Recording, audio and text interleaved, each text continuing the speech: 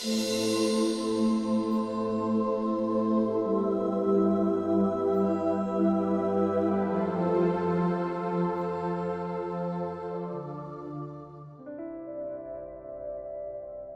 story of Saint Martin de Porres.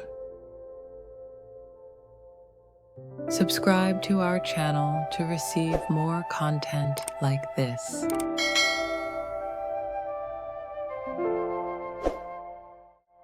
In the bustling city of Lima, Peru, during the late 16th century, a child was born who would grow to become one of the most beloved saints in the world. His name was Martin de Porres. He was born in 1579 to a Spanish nobleman and a freed African woman. From the very beginning, life was not easy for young Martin.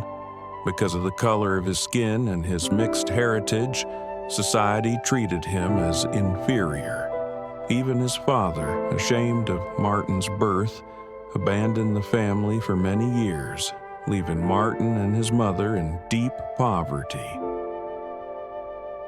Despite these hardships, Martin grew up with a heart full of love and compassion. He often gave away his small meals to those poorer than himself and cared for stray animals on the streets. From a young age, people noticed something different about him: a quiet strength, a gentleness that could calm even the most troubled souls. Though the world looked down on him, God had already set him apart for something greater. As Martin grew older, he apprenticed with a barber surgeon, a trade that combined hair cutting with simple medical treatments. He learned how to clean wounds, treat infections, and comfort the sick. His hands were steady, but more than that, his heart overflowed with kindness. Martin would often refuse payment from the poor, saying, "I treat you for the love of God." Even though he had no formal education, Martin's natural wisdom and humility made people trust him deeply. But inside, he longed for a life closer to God. Around the age of 15, he asked to join the Dominican order in Lima, not as a priest or even a full brother, but as a lay helper, since his mixed race prevented him from entering as an equal.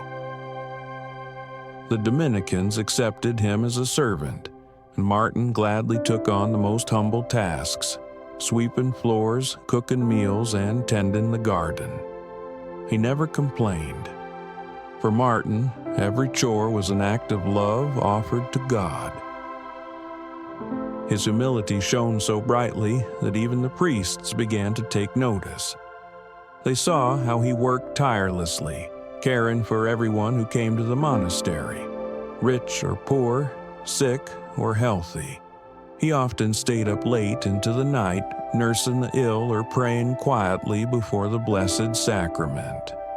Over time, his fellow friars began to realize that there was something truly holy about this humble servant. As Martin's devotion deepened, so did the grace that surrounded him. People began to speak of the miracles that seemed to follow him wherever he went. When the monastery ran out of food, Martin would pray, and baskets of bread would appear.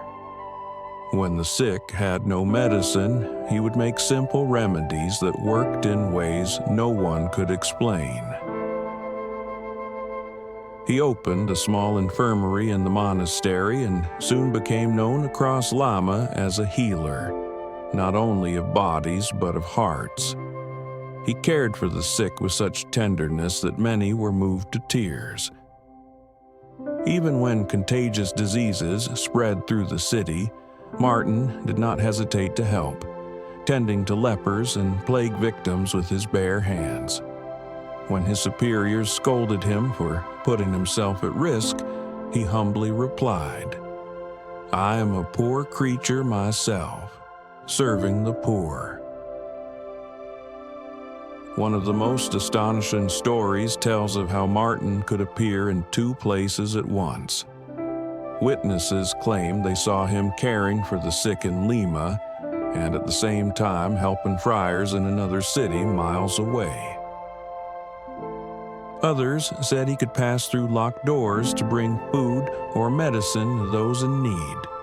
Whether these miracles happened exactly as told or not, one thing was certain.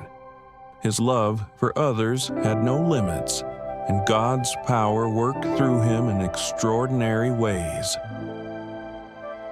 But Martin's holiness was not just in his miracles.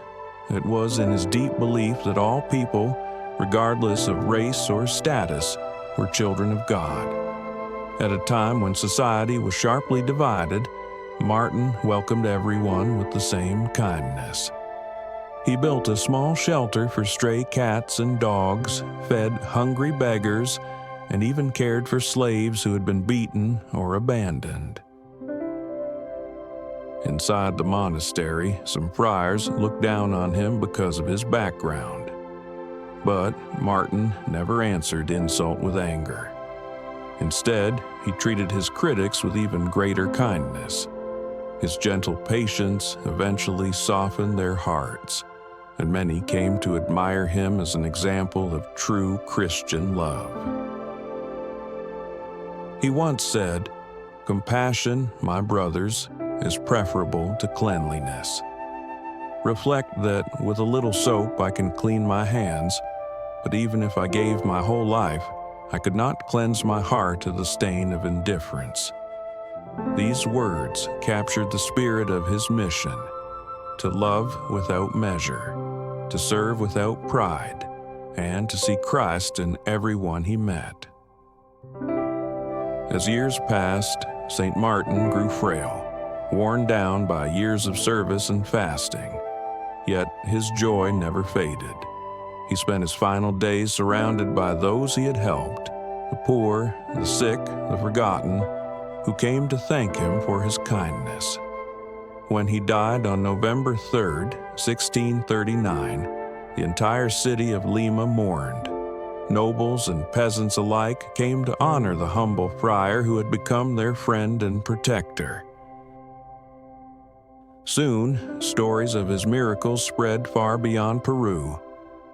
Pilgrims came to pray at his tomb, and many claimed to be healed through his intercession. In 1962, centuries after his death, the Church officially canonized him as Saint Martin de Porres, the first Black saint of the Americas and the patron saint of social justice, racial harmony, and the poor. The story of Saint Martin de Porres is not one of wealth or power, but of humility and love. He showed that holiness is not found in great deeds alone, but in small acts of kindness done with great love. His life reminds us that no matter who we are or where we come from, we can all bring light into the world by serving others with a pure heart. May we, like St. Martin, learn to see God's image in every person, to live simply, to forgive easily, and to love without limits.